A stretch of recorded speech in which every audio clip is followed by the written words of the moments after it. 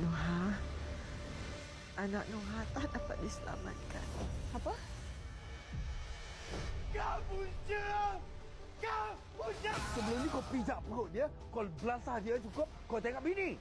Aku tak belasah dia. Aku pukul dia sebab aku nak didik dia. Pasal kau tak kerti nak didik anak perempuan kau.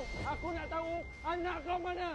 Aku jumpa dia kat sini juga aku bunuh dia. Dia akan pastikan Tajul Idlan bin Hashim meringkuk dalam penjara atas segala kesalahan dia. Nuha dah dapat perintah perlindungan dari kau. Kalau kau pergi jumpa dia, kau dah langgar perintah mahkamah, maksudnya kau akan ke dalam sepanjang kes kau berjalan. Aku tahu aku dah musnahkan kepercayaan semua orang pada aku sebab kamu dengan lelaki yang pukul isteri. Sekarang aku nak cari hidup aku.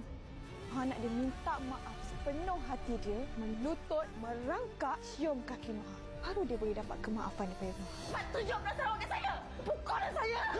Saya lepaskan awak dengan tangan satu. Abang tendang, abang pijak Nuha! Abang tunggu, abang